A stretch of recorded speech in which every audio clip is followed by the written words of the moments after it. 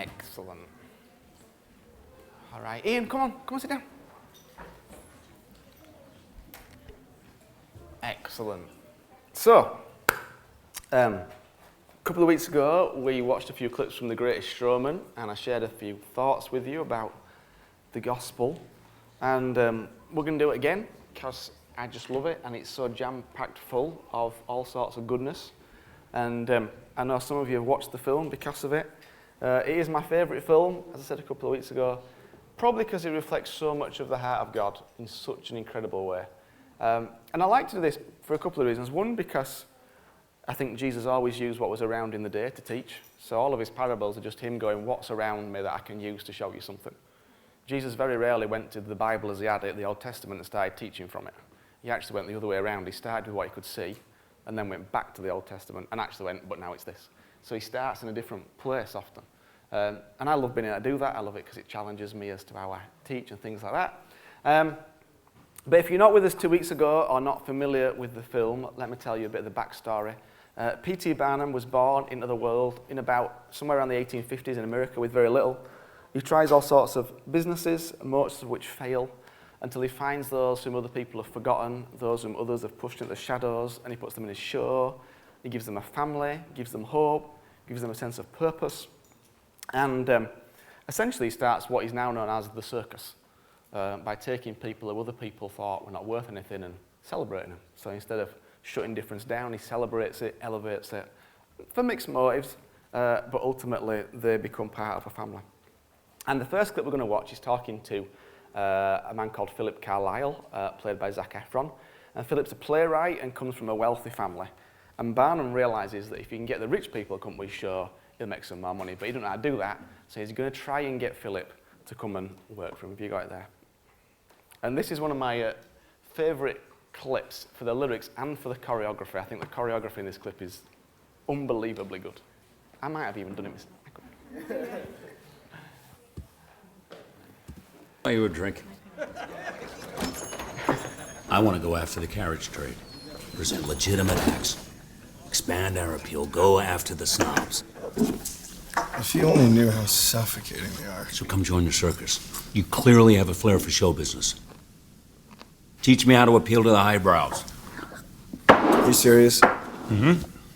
Mr. Barnum, I can't just run off and join the circus. Why not? Sounds thrilling, doesn't it? Let's just say that I find it much more comfortable admiring your show from afar. Comfort, the enemy of progress.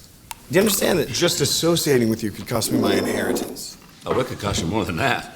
You'd be risking everything, but on the other hand, well, you just might find yourself a free man.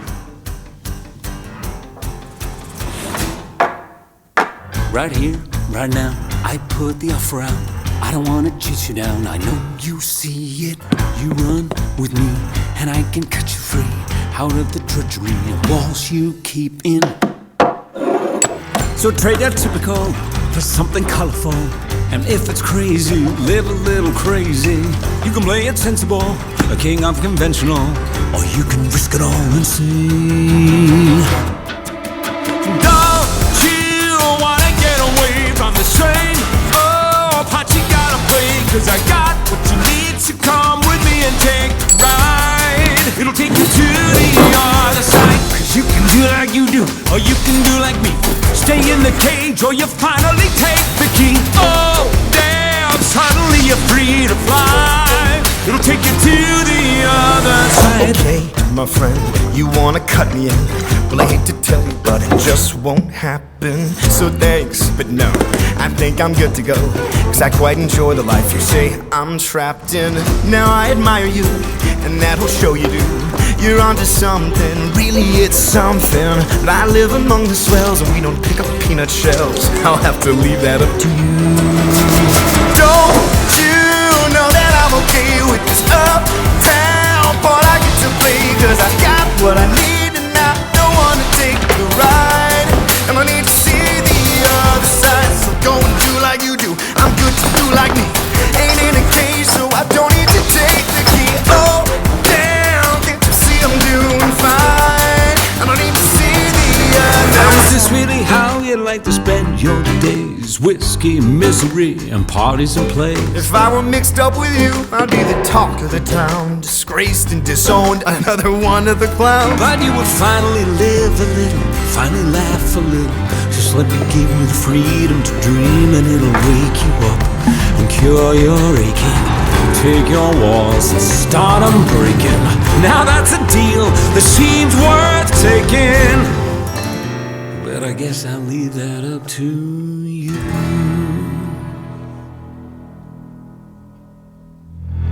Well, it's intriguing, but to go would cost me greatly. So what percentage of the show would I be taking? Well, fair enough, you'd want a piece of all the action. I'd give you 7, we could shake and make it happen. I wasn't born this morning, 18 would be just fine. Why not just go ahead and ask for nickels on the dime? 15, I'd do 8, 12, maybe 9, 10.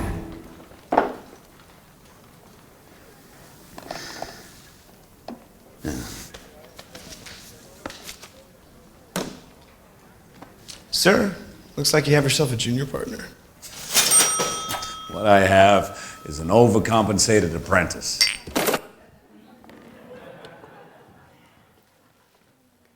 First things first, don't drink that much whiskey. Second things, when did you last take a risk? When did you last do something that was radical? When did you last make a choice that when the outcome was uncertain? Hopefully the answer's fairly recently, because that's what it means to live by faith. That's what it means to live by faith. Faith is doing something radical, and faith is definitely making a choice where the outcome is uncertain. So the lyrics of this song are amazing. Have you got them there, Josh? I know you're flitting about between, because the film won't play through our normal stuff. There we go. So trade that typical for something comfortable, colourful, and if it's crazy, we'll live a little crazy.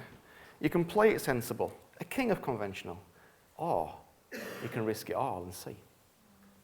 Read those words as Jesus saying them to you. You can play it sensible, a king of conventional, or you can risk it all and see. One of the issues right now is that we have too many people claiming to love Jesus and the kingdom, but who live completely conventional lives. They look like everybody else's life. Their homes look and are used like everybody else's. They use their money like everybody else. They use their time like everybody else.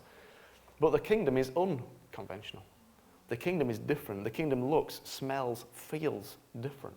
It just is different. So you can play it sensible and be a king of conventional, or you can risk it all and see. Next slide, Josh. Don't you want to get away from the same old part you got to play? Because I've got what you need, so come with me and take the ride. I'll take you to the other side. Because you can do like you do, or you can do like me. Stay in the cage, or you'll finally take the key. Oh, you're free to fly. I'll take you to the other side. Again, that's just the heart of Jesus right there in that lyric. Right there. Don't you want to get away from the same old part you play? Don't you want to be the person you're always created to be? Don't you want to come out from the shadows and stand up tall and say, this is me? And you do. There's no doubt that you do. There's no doubt that you do, because everybody does. Because built inside you is a desire to just be you.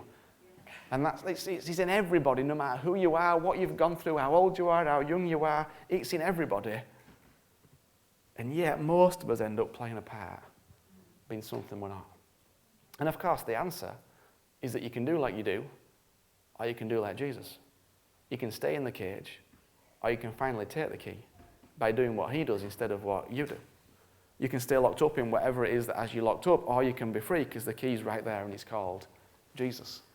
I love those lyrics. You can do like you do, or you can do like me. It's great, isn't it? Next slide, Josh. But of course, we have a couple of difficulties, just like Philip does in the film. So thanks, but no, I think I'm good to go, because I quite enjoy the life you say I'm trapped in. Don't you know that I'm okay with this uptown part I get to play, because I've got what I need. I don't want to take the ride. I don't need to see the other side. I'm not in a cage, so I don't need to take a key. You realize that most people don't realize they're locked up. They don't realize it. But of course, he's not really free. He said at the beginning, right at the very beginning, he says, do you realize how suffocating they are? He already admits he is locked up in a cage. He's suffocated by them. And yet then he goes, oh no, I'm not in a cage. But he just said he was. Because he said they were suffocating and he didn't want to be with them. Because one of the biggest reasons people don't change is they get comfortable where they're at. Never get comfortable. If you want to be a disciple of Jesus, you can't afford to be comfortable. Never get comfortable. It's not good. The moment you go, oh, this just feels really nice and comfortable. Well,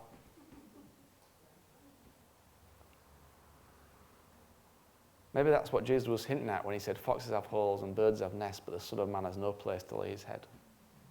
Of course, he was hinting that he didn't have a home, but he was also hinting that there's no comfortable place that I just go chill out and it's all finished and it's all over.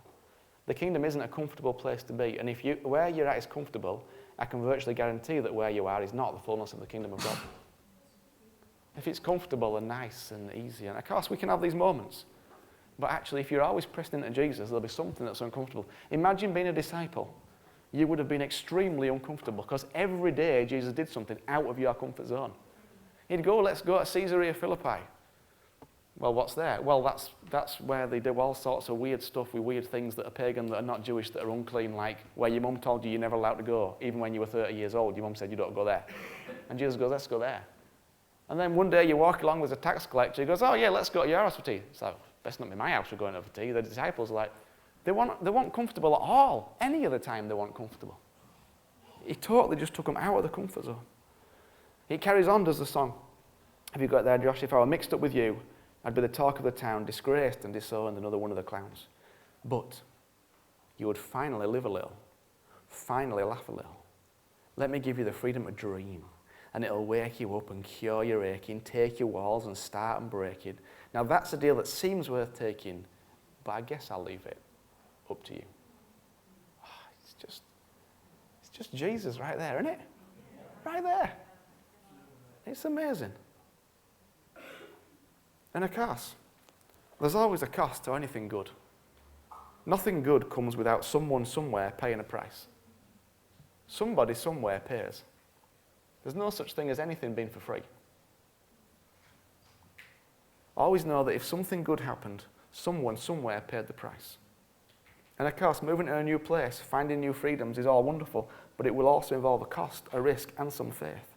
Philip will be shunned by his friends and family if he starts working with Barnum, but he might also find some freedom, a dream, and cure his aching. When you gain something, this is interesting, isn't it? When we gain something, or we think we might gain something, we often lose something.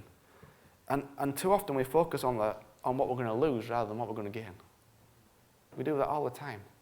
We know that to gain something, we've got to lose something, but we go, I'm going to lose this, I'm going to lose this, I'm going to lose this. Yeah, but what about this? What about this beautiful, wonderful thing you're going to get when you get more freedom with Jesus? The truth is that with Jesus, you always gain more than you lose. Always. Okay, next clip. This is just a really short clip. Barnum's daughter always wanted to be a ballet dancer, and one day he comes home with some ballet shoes with her as a gift.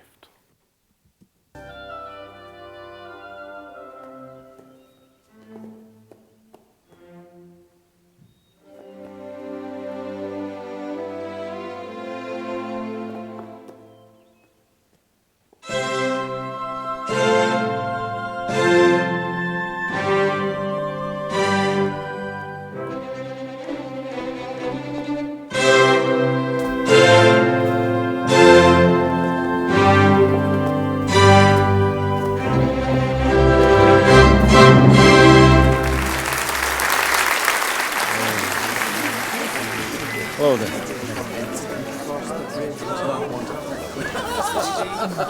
He's simply slick. Hey, sweetheart, who's that young man over there? Oh, that's Philip Carlyle.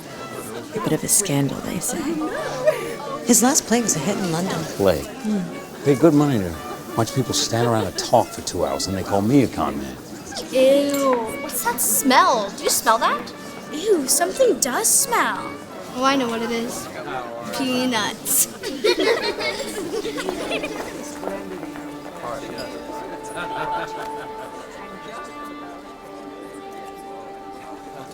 I can see it right now. Youngest prima ballerina in the history of the city ballet. I'm quitting. What? Why would you quit? I started too late. I'll never catch up. Caroline, you were the best dancer on that stage. What, do you think I can't spot talent? Hell ballet takes years of hard work. It's not like the circus. You can't just fake it.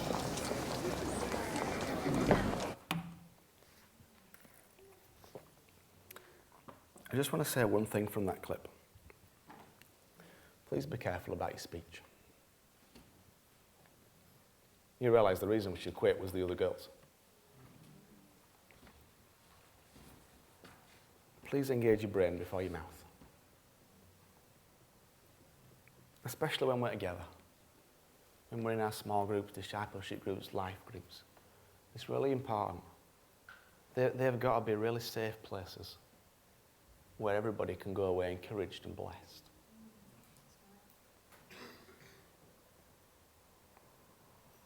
So it's really important that we just think a little bit. And I realise sometimes we make mistakes, though. Sometimes we get things wrong. But listen, when we're together, if you hear something that you think, oh, I don't think that we're quite right, I want you to say something. It's not just up to the person that's leading it to do all that. We're all together. We're a family. We're together.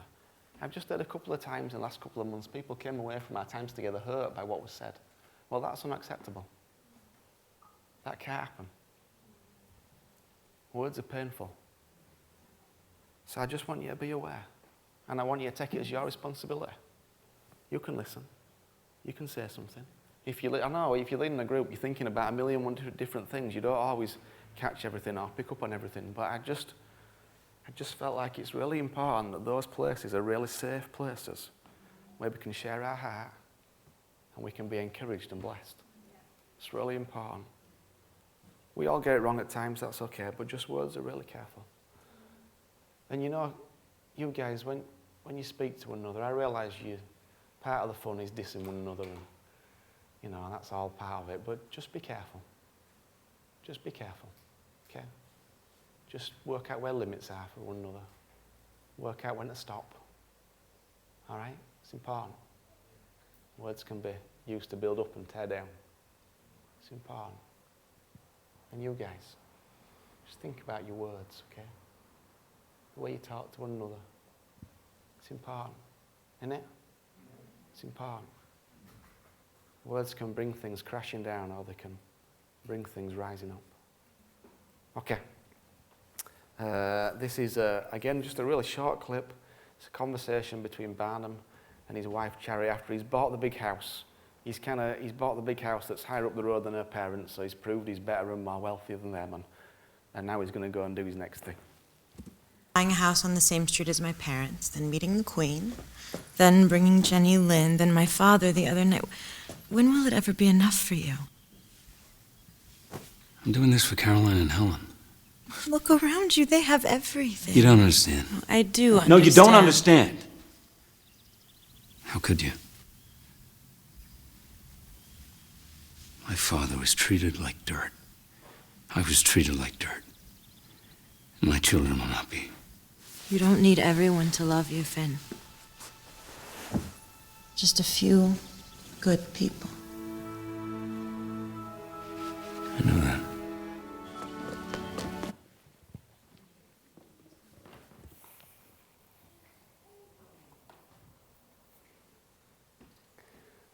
When will it ever be enough for you? See, that's what happens when you try and scratch an internal itch with an external scratcher.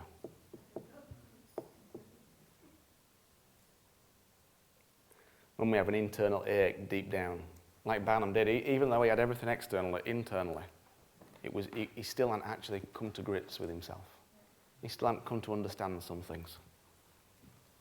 He had an ache to be accepted, to be seen as somebody, and yet externally he'd already done that. But of course, internally he hadn't worked that through yet. But trying to deal with an internal problem with an external solution never works. The other line I love is this: you don't need everyone to love you, just a few good people. Sometimes we spend so much time trying to get other people to love us, we forget about those who already do. You are loved, just as you are, firstly by Jesus, but also by people around you. Of course, those people don't quite love you as you might like because they are this thing called human, which is what you are. See, we have this incredible ability to be upset when people don't love us as we'd like without realizing that we are not managing to love people as they'd like, which is a strange thing. But their lack of perfect love doesn't mean they don't love you. It just means they're human. And too many people get so hooked up on the ways they feel they're not loved, they forget about all the ways they are loved. Forget about all the ways you don't feel you are loved, and take a moment to consider all the ways that you are loved. So many friendships and relationships break down because everybody focuses on the negative column and they forget about talking about the positive column. They just look at this negative column. This isn't happening, this isn't happening, this isn't happening. Okay, well, we've got to work on that, but what is happening? What is good? What is wonderful? What is fantastic? In what ways are you blessed? Write them down, think them through, thank Jesus for them. It's really important we keep a right perspective on these things. The enemy wants to destroy everything. And when you focus on what you ain't got, that's a huge bit of oxygen on the fire of destroying it. It's massive.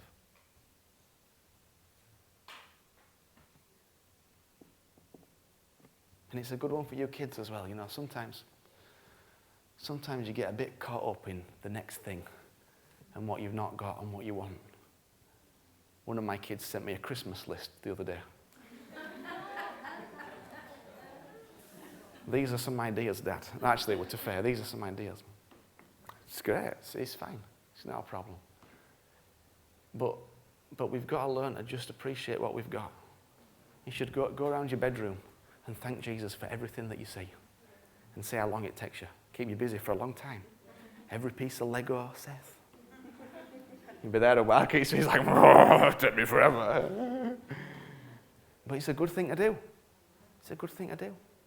Thank Jesus, thank Mum and Dad. Every t-shirt, every pair of jeans, every pair of trainers, the new school uniform you've got that your Mum and Dad went, I can't believe it cost that much money to send 3 kids to school. Oh, that was me, sorry. No, but it's good. You should do the same. Do the same. You lot as well. Remind yourselves how blessed you are. Okay, last clip. One night, a mob attacks the circus, sets fire to it. It's quite near the end of the film. And Anne Wheeler, who is played by Zendaya, is a trapeze artist, and Philip Carlyle and her, they've kind of got this thing going on. And yeah, and then the thing starts burning down. Wrong clip. No, this is the right clip. I talked about the wrong clip. That's right, I'm wrong. This is not that clip. This is a different clip after it's all been burnt down. And he's really fed up because he's lost everything.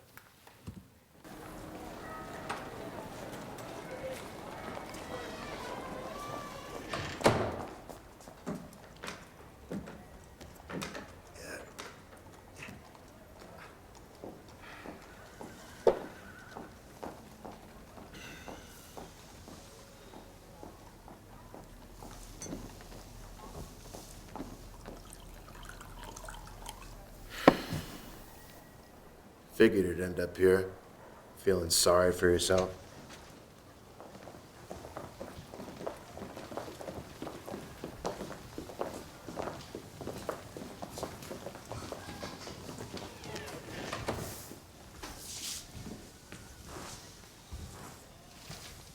Folks, if you've come to get paid, your money's gone, all of it.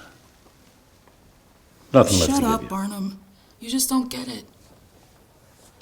Our own mothers were ashamed of us. Hid us our whole lives. Then you pull us out of the shadows. And now you're giving up on us too. Maybe you are a fraud. Maybe it was just about making a buck. But you gave us a real family. And the circus, that was our home. We want our home back.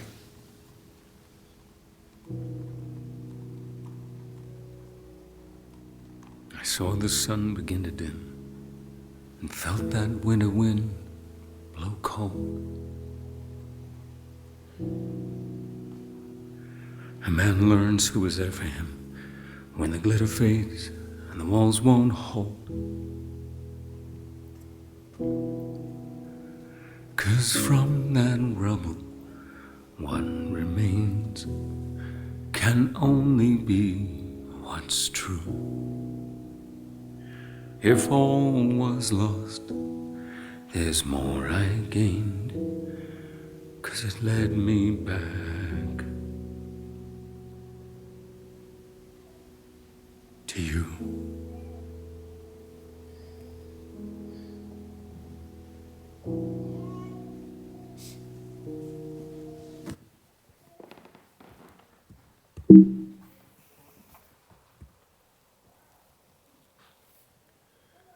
We all need a home and a family. We may not be bearded ladies or be completely covered in tattoos, but no matter who you and we are, no matter their or our background or experience, everyone is worthy of being part of a family. They'd found a home, a place where they belonged and felt safe, a place where they're accepted, and even better, celebrated because they were different. Well, if that ain't the church, I don't know what is. A place where people can find a home, where they feel like they belong and feel safe, a place where they're accepted and celebrated because of their difference. I mean, that's church, man. Or what church is meant to be. That's church right there. Last slide, Josh, have you got it there?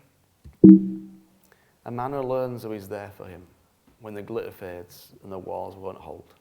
Because from that rubble, what remains can only be what's true.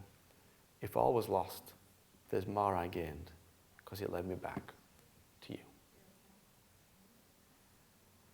And of course, you can link that with what Paul wrote about counting everything rubbish and everything I've lost, I've gained, and all that. But I don't understand why people get so fed up. Well, I do understand, but sometimes when it all seems crumbling around, we should be celebrating, not commiserating. Because sometimes when it's all starting to fall apart, it means you find out what's really true. Some things need to fall to see the truth of it.